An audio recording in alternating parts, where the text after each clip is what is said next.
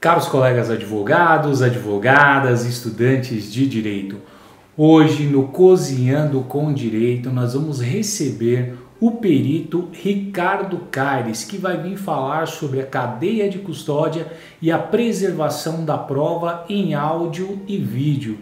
É uma importante informação, uma importante videoaula que fala muito sobre o conhecimento do perito Ricardo Caires sobre as provas em meios digitais.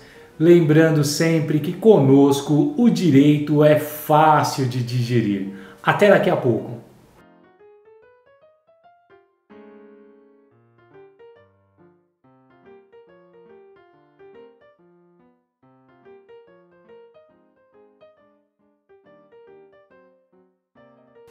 Caros colegas advogados, advogadas, estudantes de direito e como prometido, hoje aqui conosco o perito Ricardo Caires.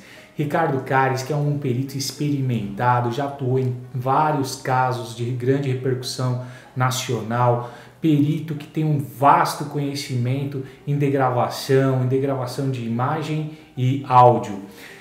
Ricardo, muito obrigado por ter aceitado o convite, estar aqui conosco, aqui no Cozinhando com Direito, nosso canal que foi criado para trazer informações para o mundo jurídico, para o advogado, para o estudante de direito, que procuram ali estudar e melhorar a sua advocacia, né? E você, um perito que sempre auxiliou vários advogados em vários casos importantes, inclusive recentemente, isso é uma matéria, se não me engano, que você ajudou um advogado a fazer uma perícia e resolver o caso lá, inocentando inclusive o cliente dele.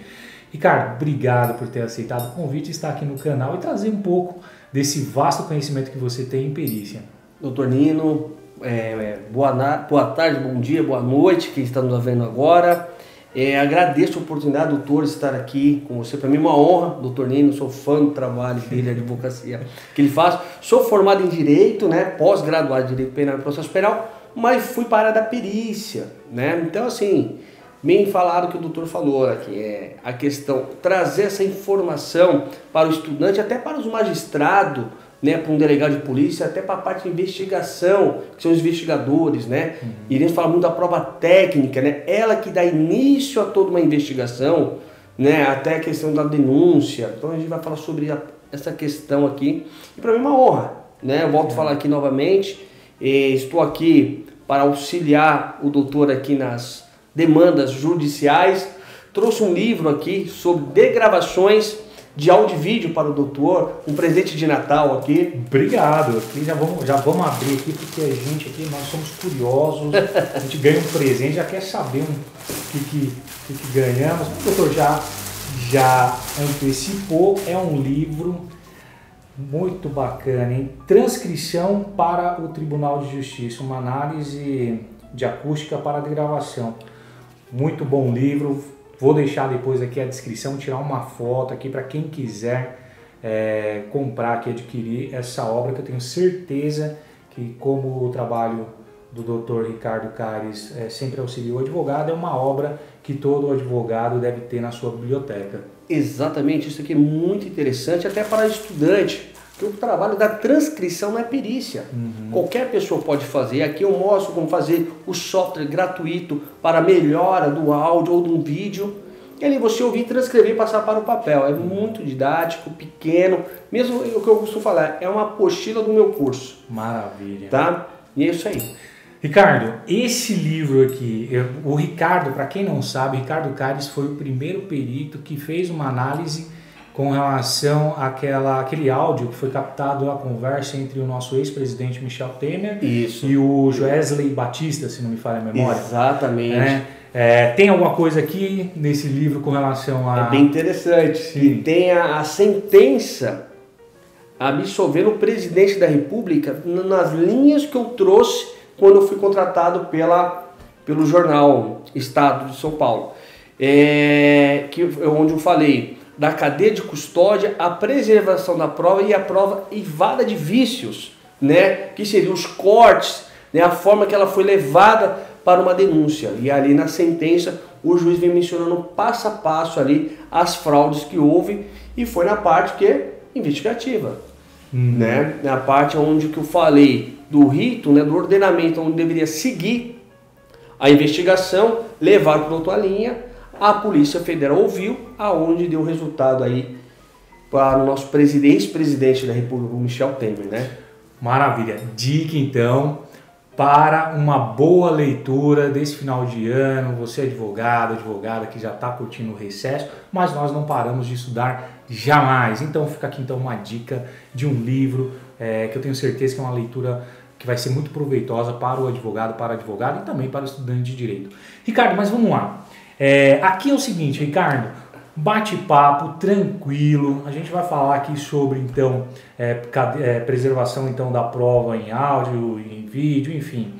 E aqui a gente vai degustando um menu, um desfile de uma alta gastronomia, sempre produzida por um dos maiores chefes de cozinha que eu conheço, que é o meu irmão, né? Então, exatamente. Eu puxo a sardinha, né, para a brasa da família Nino. Então, o Daniel Nino, ele sempre desenvolve aqui um menu pra gente. Então, nós vamos aqui um bate-papo, vamos degustar aqui os pratos que ele vai trazer e nos servir. Mas vamos, antes de entrar na própria preservação da prova, que você vai dar aqui, eu tenho certeza, um show pelo vasto conhecimento que você tem. Para os nossos amigos que estão nos vendo, qual que é a diferença entre o perito oficial, o perito da justiça e o assistente pericial, né? Porque ele pode ser tanto assistente da acusação como assistente da defesa. Exato, que seria o assistente técnico. O assistente técnico. Ótimo, doutor. Boa pergunta. E assim ajuda até os estudantes, os demais aí, qual que é esse procedimento rito, né? Uhum. Vamos lá. Ali fala do perito, né? O juiz fala assim, na nomeação. Nomeia o perito. Se for o criminal, ele vai estar nomeando o que é? O perito do Instituto de Criminalística, né? Que é o concursado na matéria criminal.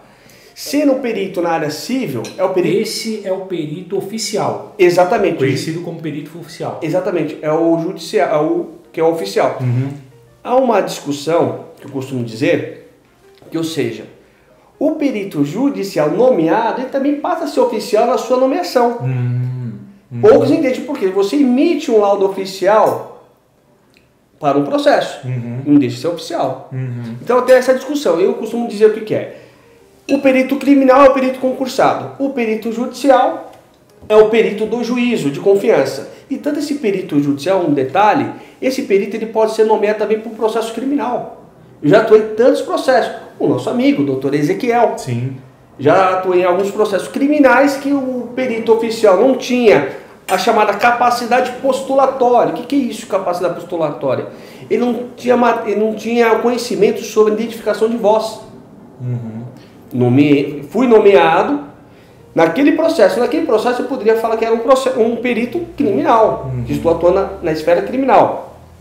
Mas voltando, ou seja, para ficar bem simples, o perito criminal, que é o perito oficial, é nomeado por concurso público.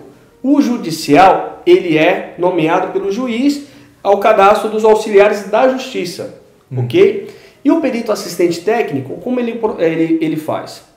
Tanto no civil no criminal, ele é uma das partes, né? Ou na parte de acusação no criminal ou na parte de defesa. Ou no civil, ele pode ser tanto do autor, né? Ou do réu. Mas também tem o seguinte, no Código de Processo Civil traz uma novidade, do perito consensual. Salvo engano, artigo 471, não lembro qual que é o parágrafo, que ele fala lá, o perito assistente técnico, ele ter o mesmo currículo, numa questão consensual amigável, ele pode ser indicado pelas partes. Eu posso falar que isso é uma avaliação de imóveis. Sim. O que acontece? Um casal está separando, mas se entenderam, ele indica esse profissional, assistente técnico, e ele entra passando seu perito judicial ali, oficial naquele processo. Isso na parte civil. Na parte criminal, só é dito como perito criminal é o perito concursado. Tá? Então, tem essa diferença entre os três. Uma questão que me perguntam muito, doutor, olha só, Perito forense. Existe isso? O senhor já ouviu falar? Já. Existe ou não existe? Agora não sei. Olha só, não existe o perito forense. Ele não é dito no Código de Processo Penal e nem no Código de Processo Civil. O que é dito lá, o assistente técnico, no artigo 159, parágrafo 4º, que o juiz fala assim, os assistentes técnicos terão, né, acesso a todo o material quando a perícia oficial terminar seus trabalhos, ele vai ter lá, poder examinar e dar o seu quê? Parecer técnico. Aí a gente volta ao artigo 473 do Código de Processo Civil, onde que nasce o laudo. Tanto o laudo e o parecer técnico. Então tem esse ordenamento. Você entendeu, doutor? Então assim, a lei não fala de perito forense. Hoje tem confundido muito essas pessoas, esses cursos que tem dado aí, por isso que muitos não são habilitados como assistente técnico dentro de um processo. Que não sabe pedir e não sabe apresentar o teu currículo. Porque eu já vi o juiz negar a nomeação de alguns peritos ao qual eu entrei, falando assim, desconheço essa informação de perito forense. Então eu nego por isso. Entendi. É bem simples. Assistente técnico, ele vai não ser chamado, olha que interessante, não como testemunha, como técnico. Por quê? Porque o seu parecer vai ter força. Né? Você não teve ali nos fatos, você está elaborando aquela matéria, né? Aquela prova técnica ali e emitir seu parecer técnico. Tem essa manobra que eu só vejo alguns advogados, como o doutor Nino, doutor Ezequiel, que eu trabalho muito, que eu vejo que tem essa manobra. Então, assim, achei muito interessante de trazer isso para os advogados que não habilitam muito com assistente técnico, para saber como ele entra dentro de um processo, né? E é onde a gente vai desmistificando essa questão de forense. Está falado muito, pós-graduações, e não existe perito forense. Eu nunca vi a lei falar sobre ele. Existe estudo forense. É uma outra coisa, não tem nada a ver com perito forense. Perfeito, Ricardo. Ricardo, você experimenta a entrada. Eu vou fazer uma pequena intervenção aqui, porque você, já estou vendo que você está aqui, tô aqui salivando, querendo experimentar aqui essa entrada elaborada pelo chefe Daniel Nino. Muito bom. Ricardo, por enquanto que você vai degustando então essa entrada, nós temos no Código de Processo Penal, eu vou falar mais da parte penal, porque você bem sabe, eu sou advogado criminalista. Então, mas você sinta-se à vontade para transitar aí em todas as áreas jurídicas a qual o perito ele tem a sua atuação. Nós sabemos que no Código de Processo Penal, no artigo 158, em seguinte, que ele fala que o artigo 158, todos os crimes que deixarem vestígio, então é necessário que se faça o exame, né? O exame pericial, o exame de corpo de delito, né? Nós sabemos agora que houve, com a alteração no Código de Processo Penal, com o chamado pacote anticrimes, houve a alteração no artigo 158, que aí depois ele tem o desdobramento, que vem o 158A, 158B e aí por diante. O 158B, ele trata, 158B, se não me falha a memória, ele trata da cadeia de custódia da prova, coisa que nós já falamos algumas vezes aqui com alguns outros colegas, que antigamente, o que acontecia? Muito advogado, até advogado antigo, né? Mas ele não conhecia o instituto da cadeia de custódia. Por quê? A cadeia de custódia, ela entra hoje para o Código de Processo Penal, a partir da entrada em vigor do pacote anticrimes, no seu artigo 158 ali, A, B e aí por diante. Principalmente o B, que ele fala quais são as etapas da cadeia de custódia da prova.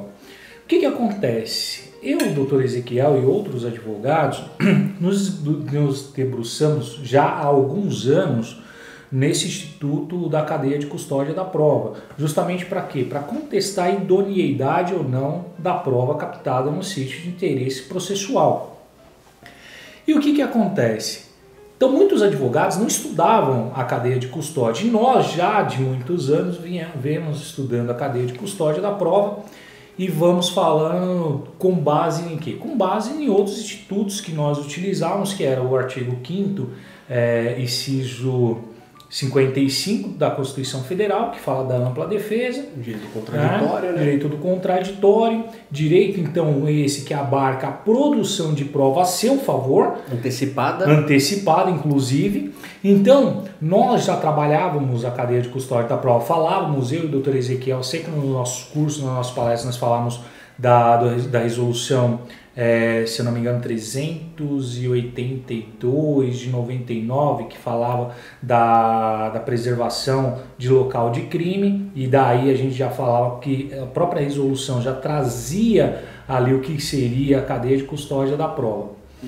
Muito bom. E aí nós vemos agora uma alteração significativa nos últimos anos com o implemento das mídias sociais, né, dos crimes cibernéticos.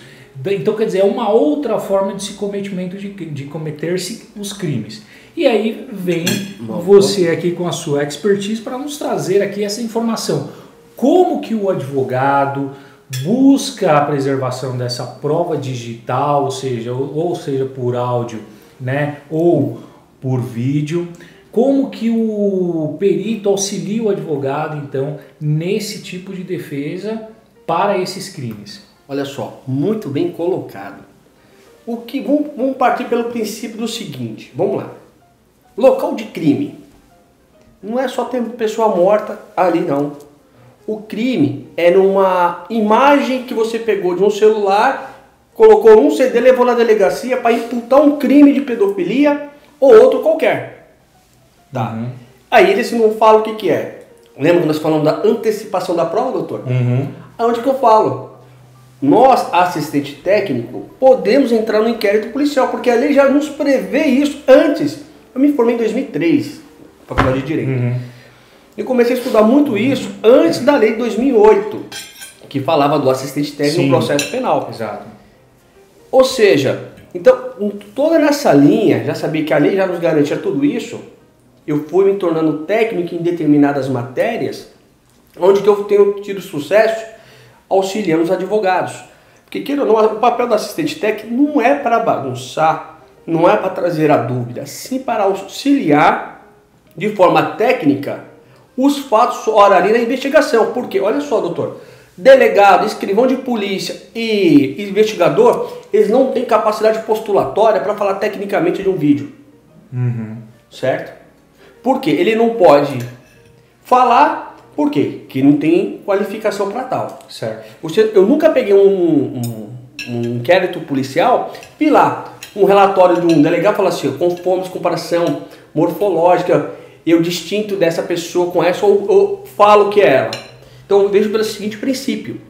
Hoje, doutor, questão dessas redes sociais que o senhor falou, eu vejo lá em muitos inquéritos policiais já em processo, uma investigação de um investigador de polícia que entrou numa rede social, pegou uma foto similar, comparou e colocou. Uhum. Olha só, se tivesse uma assistência técnica de um perito para auxiliar o advogado na advocacia defensiva no inquérito policial, na hora teria um parecer técnico impugnando. Falou, opa, então essa matéria é técnica, Instituto de Criminalística. Uhum.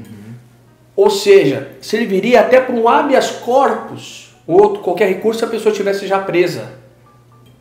Então, olha só, a parte do perito assistente, ele traz essa linha dando todo esse respaldo. Por quê? Ali prevê o direito do contraditório e o direito da ampla defesa. E a antecipação da prova, certo? Se dentro de um inquérito policial já está te trazendo, está te ofertando um crime, é tua obrigação do que você vai fazer o que é? Se defender antes de uma denúncia ou de uma pronúncia, se for júri. Então, ou seja, um bom advogado que entende isso, traz um perito técnico, vamos supor a questão da imagem. Você tem essa foto. Essa foto foi produzida como? Máquina fotográfica, celular. Então, vai ser apreendido agora. Uhum. Não tem o aparelho celular, aquela mídia digital impressa, ela para mim já passa a ter dúvida. Porque hoje no mundo dos softwares de alta resolução, que até criança de 12 a 15 anos utiliza gratuitamente, modifica todo um cenário que vai me dar garantia naquela prova que está servindo ali para uma acusação até ser preso. No meio político, que eu atuo muito. Uhum. Vejo muito político ser preso preventivamente, quando a gente tem que falar, calma aí. Isso que trouxe num CDzinho ou num pendrive jogado aqui e vocês acataram como tá. E depois periciado, a gente identifica o quê? Passou por vários tipos de edições, manipulações, que iremos falar logo em diante como chegar nesses pontos, como verificar onde que entra a cadeia de custódia, a rastreabilidade da prova. Então é todo esse trabalho nosso em conjunto, né? Que traz até um bom trabalho, que esse trabalho nosso ajuda até um delegado, mesmo ou a própria delegacia ali, que a gente, igual eu falei, nosso trabalho não está ali para atrapalhar, sim para auxiliar os fatos ali discutidos, ali, aquele objeto questionado. Né? Então é nessa linha. Maravilha. Você tocou num ponto aqui, eu prestei bem atenção, sobre a questão da comparação morfológica. Né? Isso funciona dentro de uma prova de vídeo, é isso? Olha, se eu não me engano, acho que é aquela comparação que você faz com a imagem, e aí você consegue medir a pessoa na imagem. Exatamente. E com aquele indivíduo que está sendo acusado. Exatamente. Eu falo isso porque eu lembro que você atuou num caso, se não me falha a memória, foi exatamente a técnica que você utilizou para poder demonstrar que aquela pessoa não estava no local do crime. Exatamente. Isso aí é um individualizador de indivíduo, né? O que é essa parte morfológica? Eu peguei a parte do queixo, olhos, testa, orelha e fui fazendo as medições. Interessante nesse caso, eu tinha um vídeo do cara passando dentro do posto e outros vídeos desse rapaz. E eu peguei chamada marcha. O que é a marcha? O modo dele andar. O outro ele andava encurvado. E para uns relatos, uns crimes já acontecidos, o mesmo era a mesma característica. Isso foi numa investigação, foi gratuita até. Eu era para um morador de rua. Emitiu um parecer técnico, entregaram na delegacia de homicídio, que a moça veio a óbito, né? Tinha sido estuprada. Ou seja, dali tomou outro rumo. Com esse meu parecer técnico foi tudo. Foi a base para o delegado falar, não, pode soltar. Mandou para o Ministério Público e falou, não, solta aqui. Temos o quê? Materialidade para tal. Vim de onde? Vim de órgão oficial? Não. Vim de um assistente técnico. Posterior a isso, doutor, eu quisitei para a advogada falar assim, agora peço que peça, porque foi demonstrado no exame que teve relação sexual, eu falei assim, então ali tem sêmen. Colha dele também e faz a comparação. Veio lá pelo Labaito, ele forneceu, até o exame do DNA me falando que o exame confrontado não era do seu Elton. Tá até lá, entra no meu canal, tá lá, ricardocarespirito.com, você vai ver essa matéria aí. Então a parte de comparação morfológica é isso. São os pontos que individualizam o indivíduo, né? Aí as pessoas falam, pô, áudio, vídeo. Quem trabalha com essa parte de vídeo, imagem, ele trabalha com tudo, que é a parte audiovisual. Tanto identificação de voz, de face, né? Essas questões de vídeo, que hoje tem software que pega o nosso rosto, recorta, e quem não conhece vai pensar que a gente está numa cena de um crime, uma cena de um filme pornô, que acontece muito isso.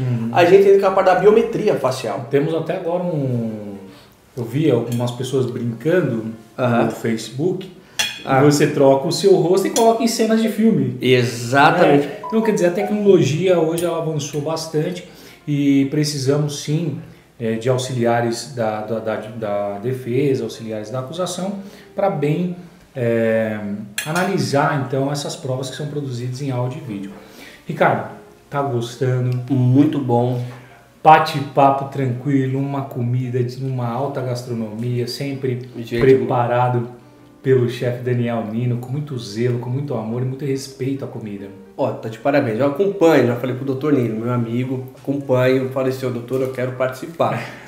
Hoje ele me deu essa grata oportunidade, mas eu falo para vocês, manda aí uma mensagem para que o doutor venha convidar você, estudante de direito, juiz ou promotor, vem bater papo com a gente aqui, falar sobre o direito, né? Exato. E sempre fica no nosso canal, fica aí o contato, você aproveitando o gancho aqui do Ricardo, você advogado, advogada, que tenha uma tese, que tenha um assunto que vocês dominam, quer vir participar aqui do nosso Cozinhando com Direito, é só entrar em contato conosco para saber como que faz para poder participar. Ricardo, o pessoal aqui está curioso, e eu também, para saber como que se preserva essa prova em áudio e vídeo, como que ela não perde a sua idoneidade. Mas isso você vai responder daqui a pouquinho, porque nós vamos terminar aqui a nossa entrada. Daqui a pouco a gente volta com o prato principal e o Ricardo Caires falando aqui sobre preservação da prova em áudio e vídeo.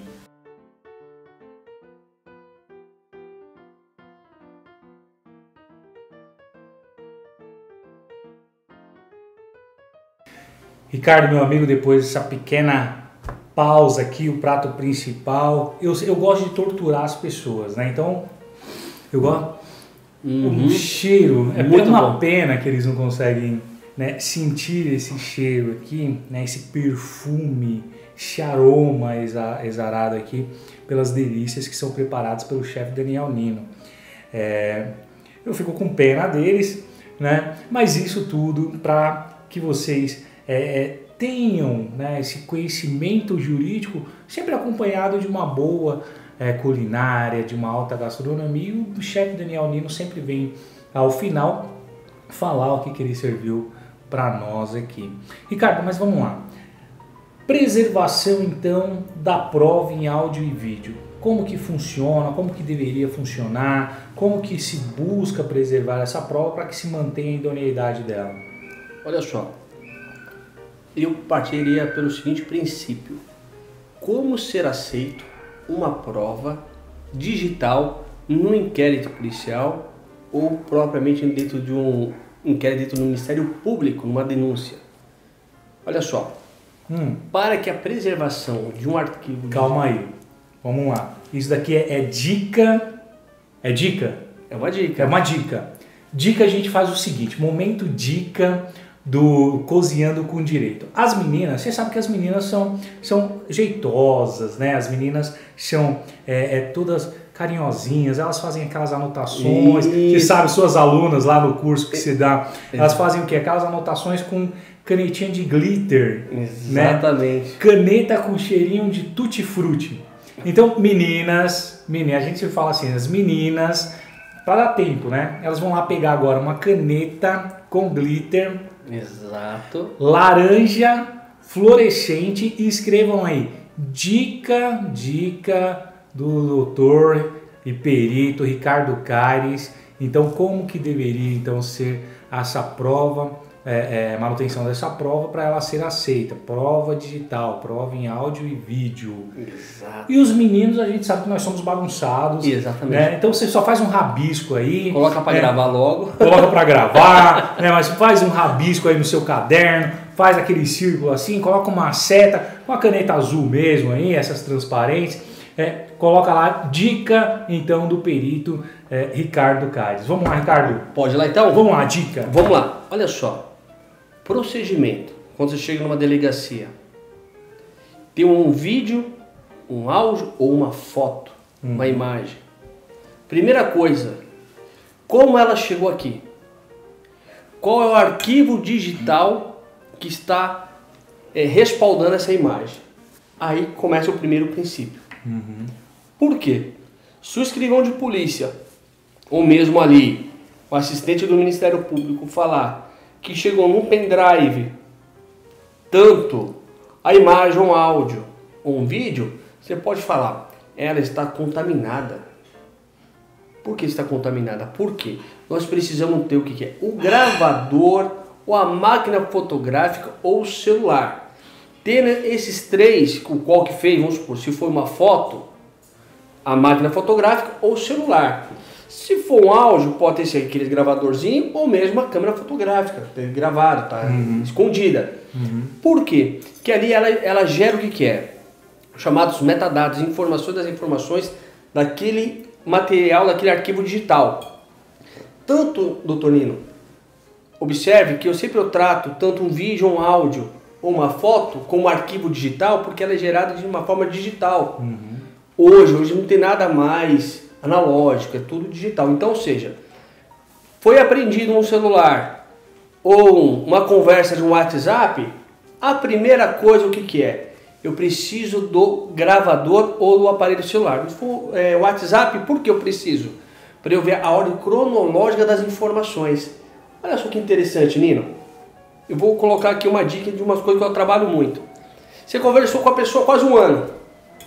Aí, em relacionamento ou questão de trabalho, ela pode te acusar por um assédio ou por uma ameaça, mas dentro da conversa tá lá. No momento você fala, a pessoa já premeditando, fala assim: ô doutor, você sabe se acontecesse alguma coisa com o senhor, alguém te enfrentaria, te ameaçaria, o que o senhor faria? Eu daria um tiro na cara dele.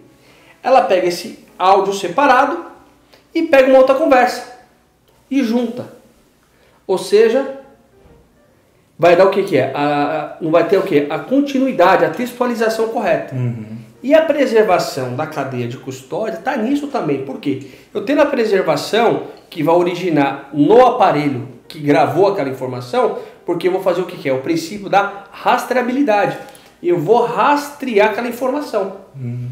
Aí eu vou fazer, falo aqui, ó, começou uma conversa em janeiro, estamos em março. Dentro de janeiro e março, abril, o que acontece? Em janeiro, tem informações ali que foi apagada. Então eu vou mostrar ali que está contaminado, está editado. Então eu não consigo entender qual que é a linha ali da conversação.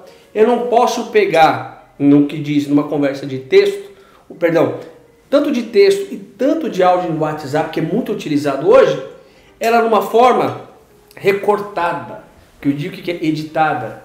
Eu tenho que pegar o que é na sua originalidade, ela completa. Por quê? Eu vou aplicar o que é o princípio da rastreabilidade e eu vou chegar, vou verificar se a cadeia de custódia foi preservada, tá ali. O que seria? Quando chega aquela informação na delegacia, a primeira coisa que o escrivão deveria fazer, pedir para o delegado, falar assim, ó, tem essa conversa no WhatsApp, ela é de origem de qual aparelho? Então está apreendido. Fica aqui custodiado. Um outro detalhe, lembra que eu falei no início do vídeo nosso? Tanto o delegado de polícia, o investigador e o escrivão, eles não têm capacidade postulatória de verificar aquelas informações. O acesso deles, para eu, técnico nessa parte, ele que contaminou a prova. Primeiro passo, isso daí tem que ser lacrado, colocar num lacre, num saquinho, lacrar e mandar para o Instituto de quê? De Criminalística, aonde que pode também, uma boa advocacia, mostrar ali que foi manipulado de alguma forma aquela mídia.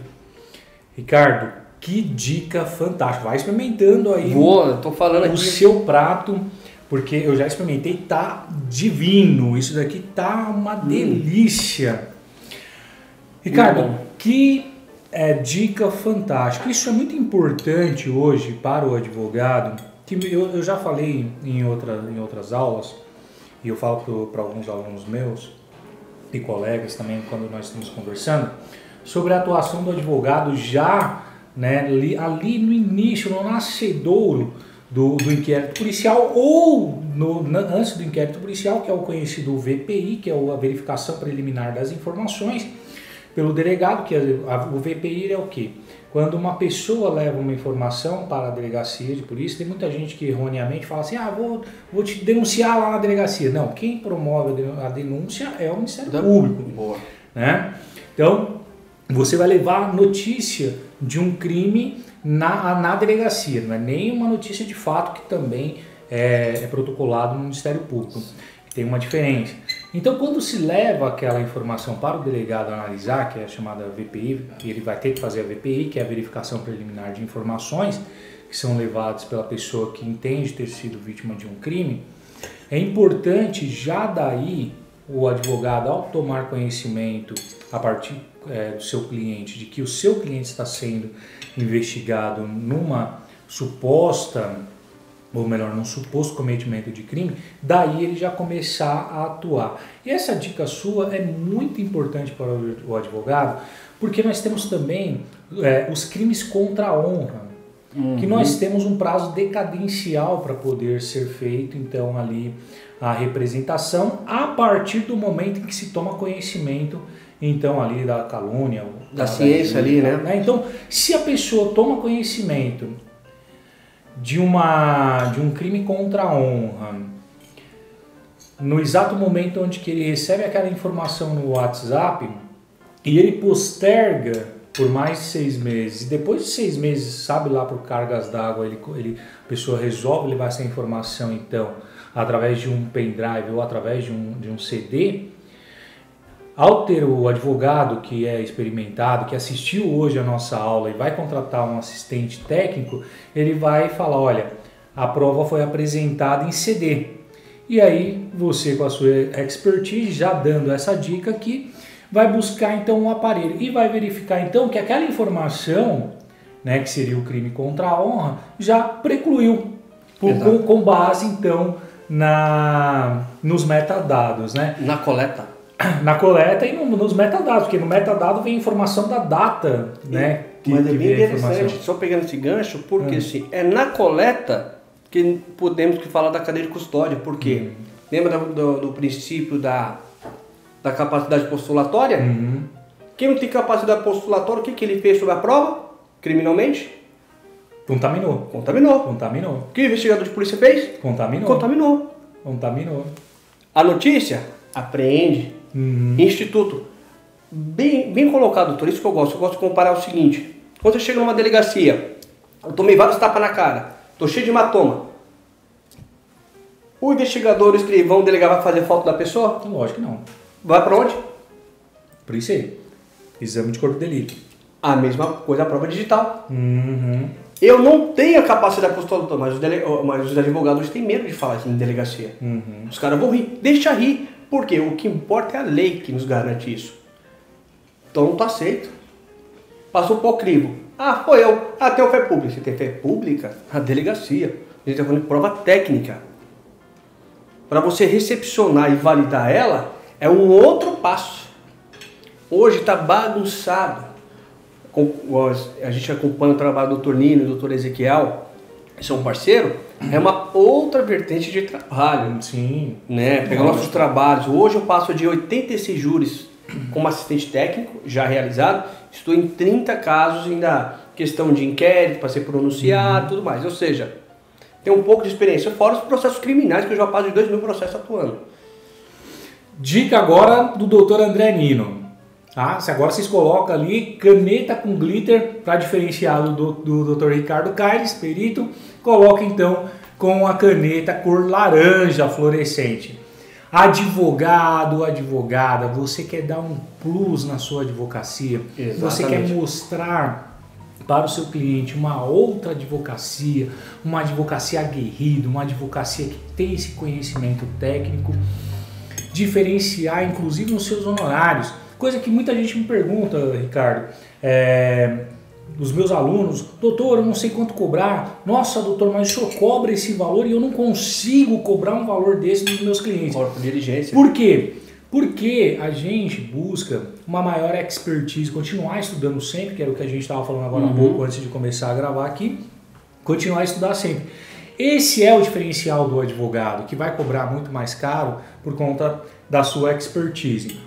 Então, se a gente consegue hoje levar um pouco mais de informação para o advogado, para a advogada que atuam de uma forma mais aguerrida nos processos, é porque essa nossa expertise do dia a dia, né, ela viabiliza com que nós consigamos cobrar melhor os nossos honorários, ou seja, de forma mais justa. Exatamente. Justamente por quê? Porque nós precisamos, enquanto advogados, e nós não temos esse conhecimento técnico, pelo menos não muitos têm. Eu fiz o curso de pós-graduação em perícia criminal, juntamente com o Dr. Ezequiel, justamente para conhecer ali os meandros da perícia, como que se faz, como que a gente consegue contestar um laudo ou uma prova. Mas isso nem todo advogado faz. E aí tá mais essa dica importante.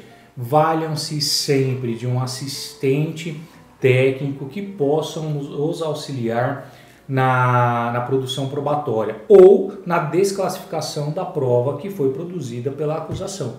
Exatamente. E é bem simples, o procedimento é esse. Vamos seguir o princípio que é capacidade postulatória. Quem pode e quem não pode. Perfeito. Ricardo, tá gostando? Tá maravilhoso. Gostou aqui do prato principal? Se eu pudesse, eu ficava até quieto, viu? Só ia comer. Mas a gente precisa do seu conhecimento aqui. Verdade.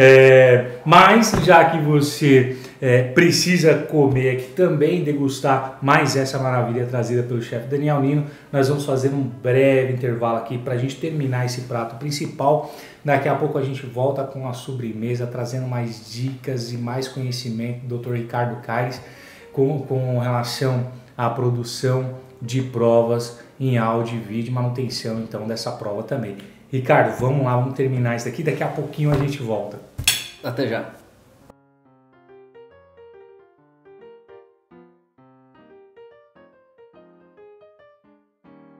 Caros colegas advogados, advogadas, estudantes de direito, voltamos agora aqui com essa sobremesa que tá linda, tá muito cheirosa. O chefe Daniel Nino, como sempre, arrasando aqui no menu que é apresentado. Lembrando sempre que é o seguinte, o nosso jargão aqui é que conosco o direito ele é fácil de digerir. Exato. E ele é fácil de digerir porque tem assim esse desfile de alta gastronomia e nós trazemos sempre informações e uma aula sempre didática, gostosa, sem ser enfadonha, sem ser chata, né? A gente traz um pouco da experiência dos nossos colaboradores aqui. E hoje, então, com o meu amigo Ricardo Caires. Ricardo, vamos lá, você já deu dicas fantásticas, ensinou aqui um monte de colega o que é a prova digital, né? A prova dos meios digitais, como preservar essa prova. Mas o pessoal quer saber como pedir, como peticionar, como manter, como buscar a manutenção dessa prova. Doutor, bem colocado. É bem simples, anota aí. Quando chega na delegacia, primeira coisa é perguntar como aquele vídeo, aquele áudio, aquela imagem chegou. Pendrive ou foi depositado no celular? Esse é o primeiro princípio. Posterior, ou você já tem que perguntar quem foi os primeiros a manusear? Investigador de polícia, você já tem o ponto. Escrivão, delegado? Por quê? Igual eu falei no início do vídeo, eles não têm a capacidade postulatória. O princípio ali, ele tem que fazer a apreensão, de imediato lacrar, se é celular, tirar a bateria e lacrar, mandar diretamente para o instituto. E ali o delegado descer quesitos e pelo advogado também já descer os quesitos. Que são os quesitos?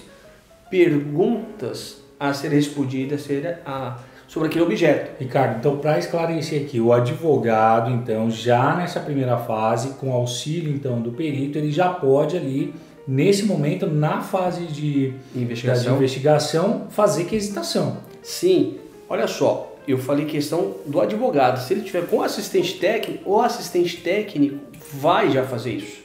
Mas lembrando que o advogado vai ter que peticionar pedindo para que o Ministério Público, o juiz, aceite ele lá para acompanhar. Tá? Então ali ele vai acompanhar toda a parte técnica, porque olha só. Só para fazer um adendo aqui para os colegas, o assistente técnico da defesa, ele só pode ser aceito depois de ofertada a denúncia. Então nós estamos falando numa fase pré-aceitação de denúncia, é isso, não é isso? Ainda na investigação policial. Investigação, parte de inquérito. Então ele funciona ali como um auxiliar da defesa, mas ainda não como assistente técnico da defesa, que se não me engano acho que muda quando você peticiona nos autos, depois do recebimento da denúncia, para a aceitação do assistente técnico. É antes da denúncia. Então ele funciona ali como colaborador. Exatamente. Mas todo o trabalho, todo o seu parecer é como técnico. Então já entra como que prova produzida, né? Que ela vai ser usada, pode ser usada tanto com trancamento de um inquérito, ou mesmo auxiliar depois da denúncia para não recebimento da denúncia. Ou também o recebimento, muitas das vezes. Sim. Porque você pode entrar pela acusação, exatamente, não só pela defesa. Interessante, doutor, porque eu atuo nos casos tanto pela defesa, tanto da acusação que nos procura. Então, o que acontece? Tá aquela prova, e não tem como produzir alguma coisa técnica para que vá adiante, nós como assistente técnico, eu no caso, eu faço análise técnica e mando. Então eu vou auxiliar o que é? A parte de acusação também. Então são dos dois lados, tanto o defensivo e tanto a parte de acusação. Os assistentes técnicos podem atuar. Tem que ter um bom fundamento e saber fazer o pedido correto. Tá?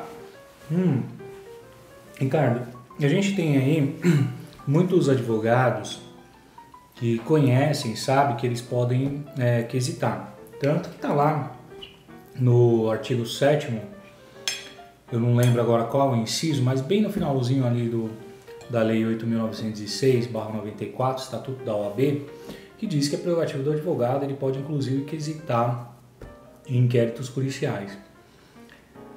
A questão é, muito advogado não tem conhecimento da quesitação. O que quesitar? O que perguntar? Olha só, tá nisso daí, doutor. A questão quesitar, perguntar. Quando você vai perguntar alguma coisa, você, a princípio, deveria saber. Então, ou seja, o advogado é leigo. Exato. Por muita da maioria das provas. E mesmo ele ter conhecimento, ele é impedido. Ele não tem a capacidade postulatória para falar também ali. Porque ele falar, tudo bem, vai seguir. Mas tem um perito assistente técnico que ali fala que um outro perito pode falar sobre o outro laudo, então está nessa vertente.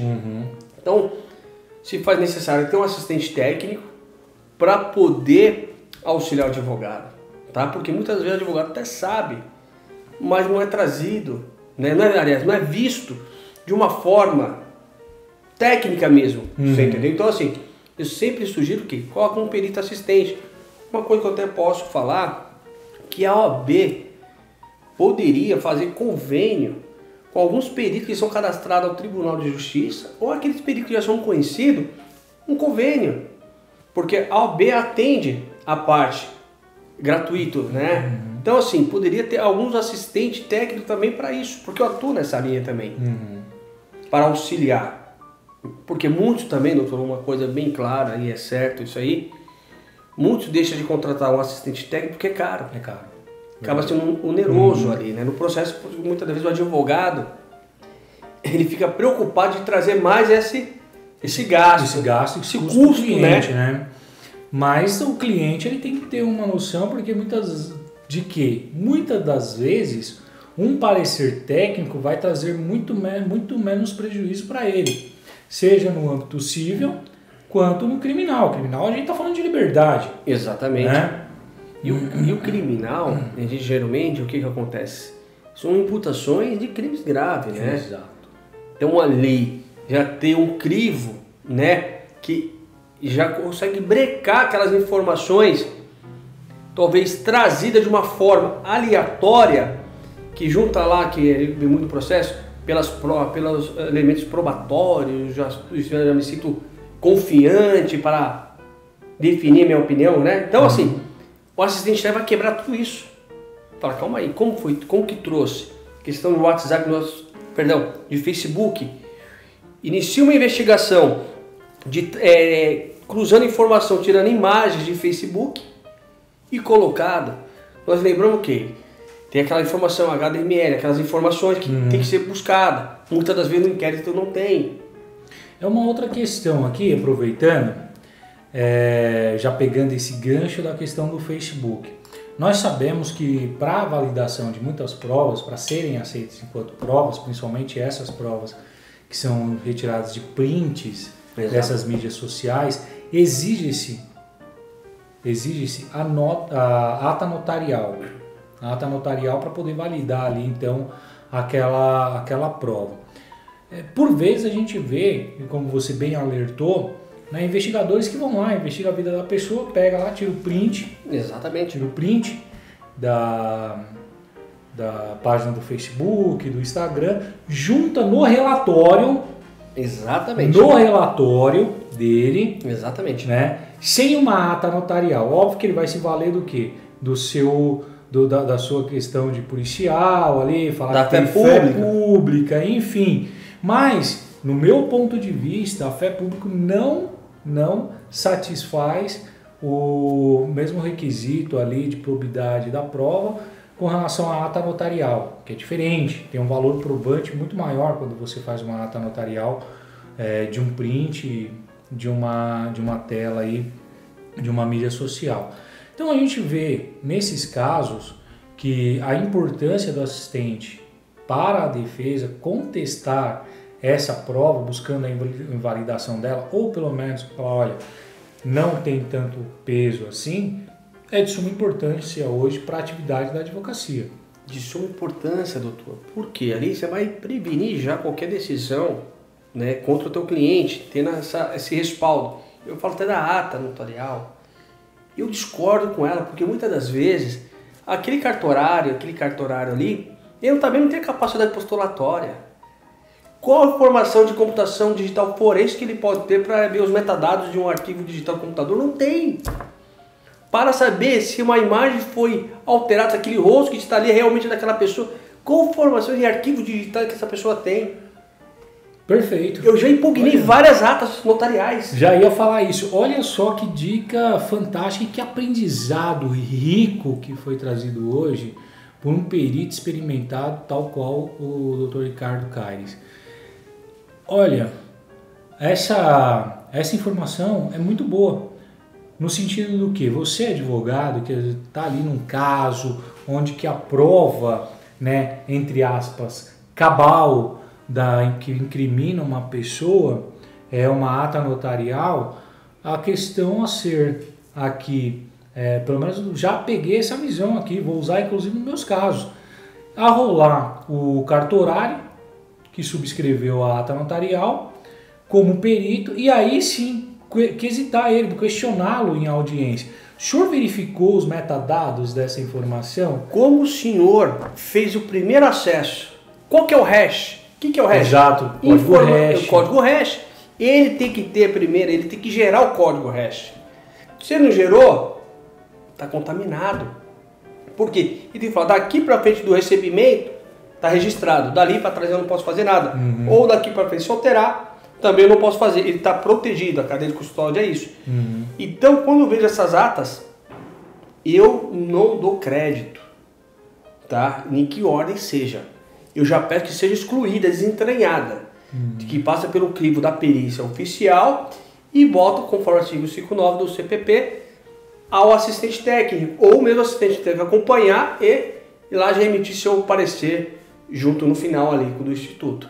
Então é muito interessante isso e poucos deixam válido uma prova que a pessoa juntou, igual de um investigador de polícia que não tem crédito nenhum. Eu posso falar para mim, tanto o escrivão, um delegado para mim, não tem crédito para tocar numa prova técnica. Porque hoje, eu posso falar aqui em São Paulo, doutor, muitas delegacias não estão preparadas para fazer isso, para recebimento. Eles olham, jogam um arquivo, no armário que todo mundo mexe. O Código de Processo Penal fala assim, no recebimento, exame de corpo de delito. O que é exame de corpo de delito? Primeiro nós precisamos saber. Não corpo, não. É um garfo. É um objeto. É um objeto. Então, o que está levando para aquela delegacia? É um objeto de um crime, correto? Qual que é o princípio dessa preservação? Lacrar. Quem pode fazer? Instituto de Criminalística, peritos oficiais e os assistentes técnicos podem produzi-lo. Então, tá a dica para vocês aí. Tá? Pesado, mas é uma prática aí que nós trazemos para vocês do dia a dia. Que maravilha, que aula brilhante, que conhecimento fantástico. Vai ter que voltar mais vezes aqui para a gente falar sobre outros institutos de prova e atuação do assistente técnico. Ricardo, meu amigo, muito obrigado por ter aceitado o convite de estar aqui conosco no canal Cozinhando com Direito. Muito obrigado por esse livro aqui que eu vou devorá-lo. E, Ricardo, eu vou fazer o seguinte, eu vou pedir, a gente pede, nós somos pidões. Verdade.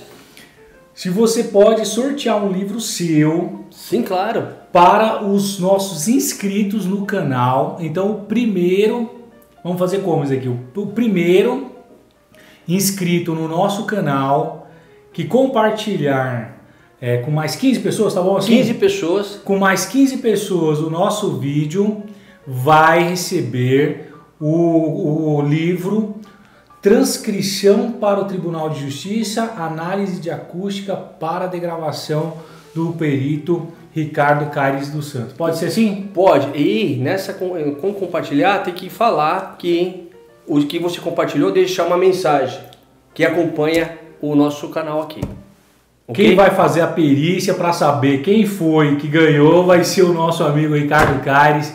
Ricardo, mais uma vez, muito obrigado. Eu agradeço, por doutor, ter participado aqui do nosso canal, ter trazido essa fantástica aula sobre perícia.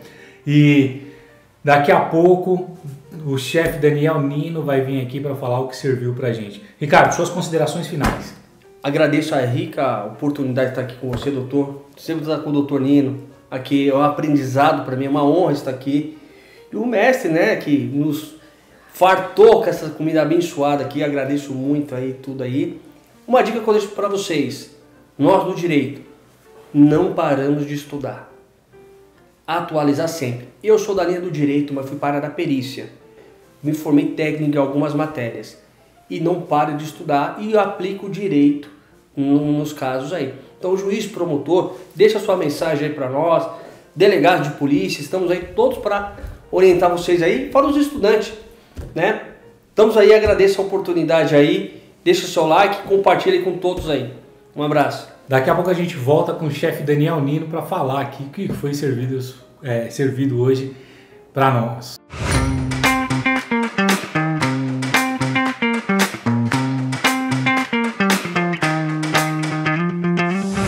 Caros colegas advogados, advogadas, estudantes de direito, estamos aqui agora então com o chefe Daniel Nino, hoje com o pequeno ajudante, meu pequeno aqui também, Guilherme, que hoje ajudou aí o chefe Daniel Nino a preparar essas delícias que foram servidas hoje.